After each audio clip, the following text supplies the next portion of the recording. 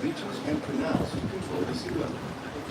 This far back in time, it was an important trading port. Ships sailed back and forth across the Baltic Sea carrying grain, cloth, wood, and silk. The original wall of iron would have been far away.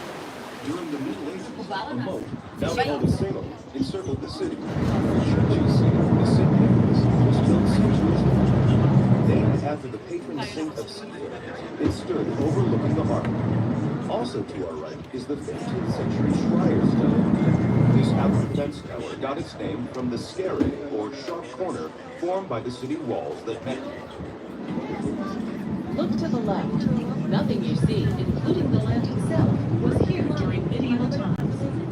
Over the centuries, much of the land around us was wrestled from the sea. To reclaim this polder, or land that was once covered by lakes and seas, industrious Amsterdammers built dikes and used windmills and pumps to get rid of unwanted water. And they've done an amazing and ingenious job of it. When it comes to controlling sea levels, the Netherlands takes the lead worldwide.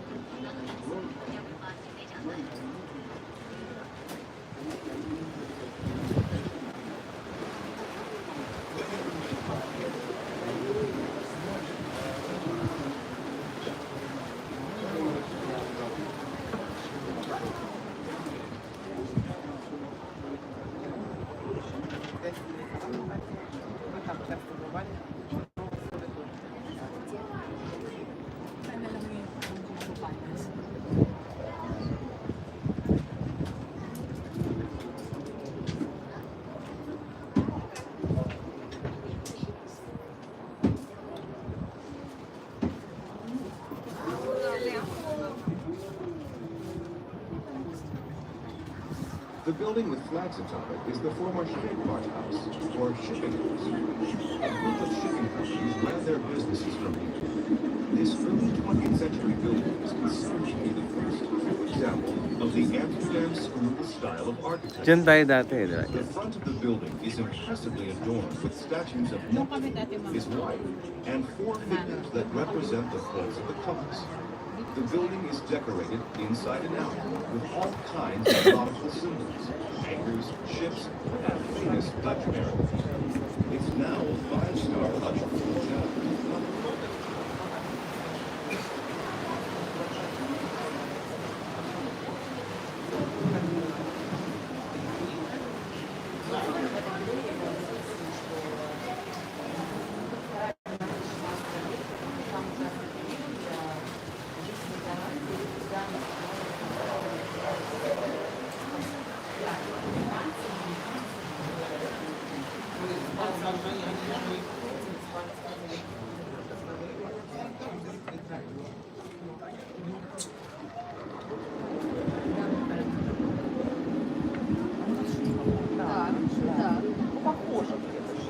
Да.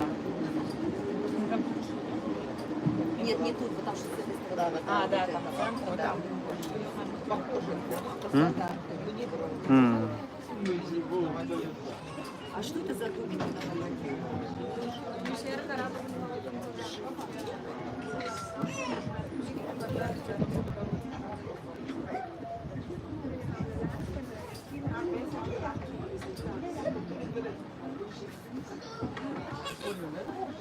Там такой лодка тоже.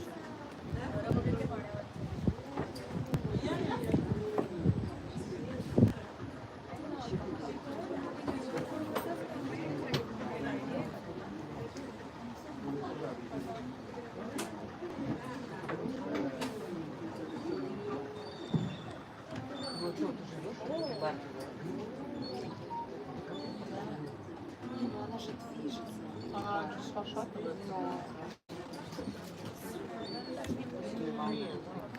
Она так много стоит.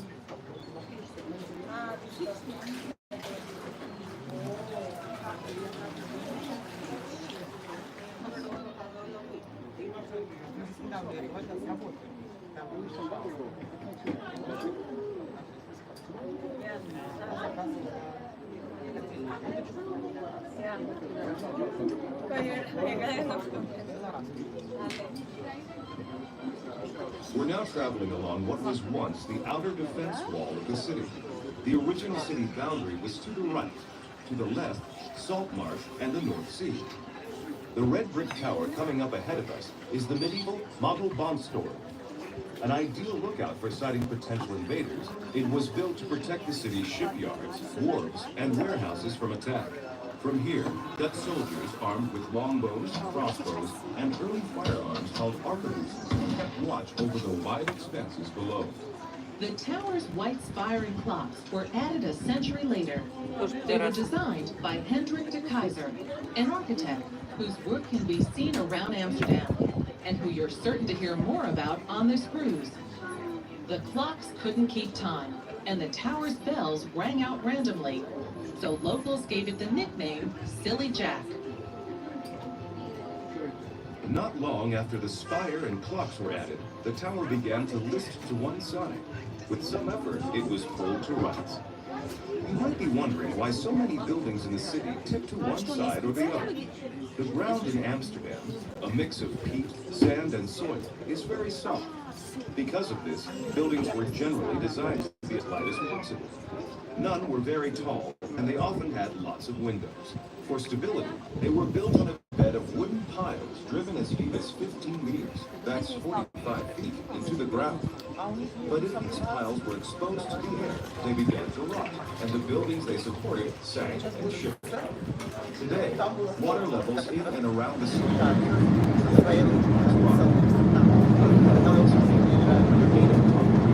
still, you'll see many a house with a sign with a tip.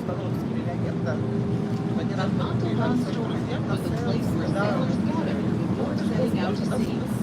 The journeys were long and difficult, and not everyone returned.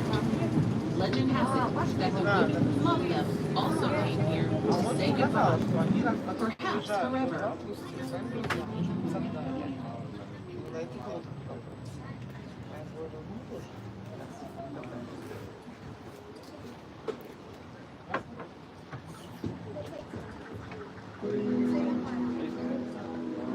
We are now on the Oudeshaan, or Outer Trench Canal. During the 16th century, it served as a defense canal.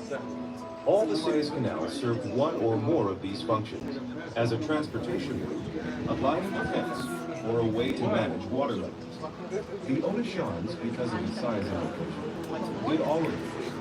Because it was one of the only canals wide enough for large ships to sail, and because of its proximity to the harbor, the Oudeshaans became a convenient place to unload cargo.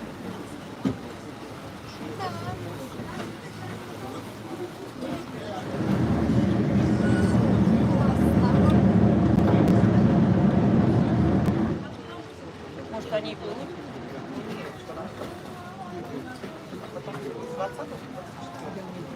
Какие у них эти моторы? Они, походу, там в Германии придумали. Ну да, да.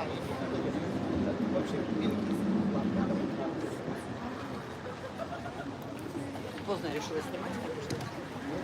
А их не сын. Да, они прям друг за другом.